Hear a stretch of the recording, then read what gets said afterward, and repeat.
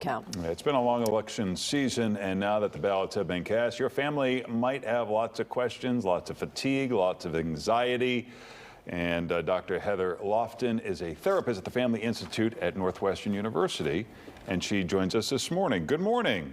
Good morning. How are you all? Good to have you with us. Our first tip is to find a safe person to talk to. Why is that? That might be difficult to do. Yes. So an emotionally safe person can be your partner, a friend. My hope is a therapist. That's something I'm definitely going to encourage this morning. But ideally, an emotionally safe person is just someone who you know you can talk to and confide in, and who you know will listen to you and comfort you. And I think that's someone that we all need right now. Are you finding an increase in people seeking out you as a therapist or therapists in general just because of the election anxiety, or are these couples that are on opposite sides of the fence? What is the trend you're seeing? Yes, I'm definitely seeing an uptick in individuals and couples and families engaging in therapy.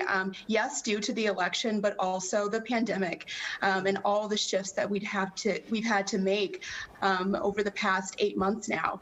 And so certainly people are engaging in something that's normally taboo, and I'm grateful for that because again, it is an extra set of eyes and ears that we can all lean on right now.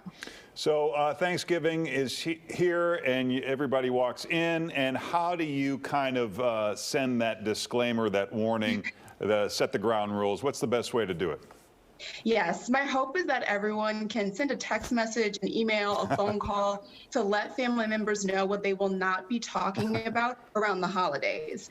I recognize it's challenging to walk into dinner time and have everyone ready to talk about what's going on right now, but I do want to encourage everyone that you don't have to talk about the election over the holidays. You can send those disclaimers to let individuals in your family know that I won't be doing that this time. All I want to do is share space and eat good food.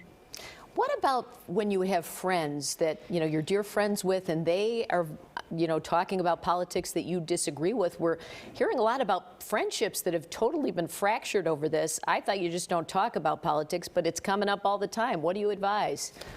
Yeah, so I realize that some of these friendships will be ending, and I recognize that's hard. And so mourning the loss of some of these relationships is something that I know a lot of people are going to have to do. But I do encourage individuals to kind of think about if they can put politics aside and maybe settle their relationship on, other common interests, especially if they realize that politics aren't. And for some, again, that will mean the relationship's over. For others, that will mean, yes, we can still talk about that great TV show that we both love, or we can still share a meal that we both love to cook. And so for some, it's an option. For others, ending the relationship is the most viable option. Well, if you have more questions, you can go to family-institute.org. Thanks so much for being with us. Thank you.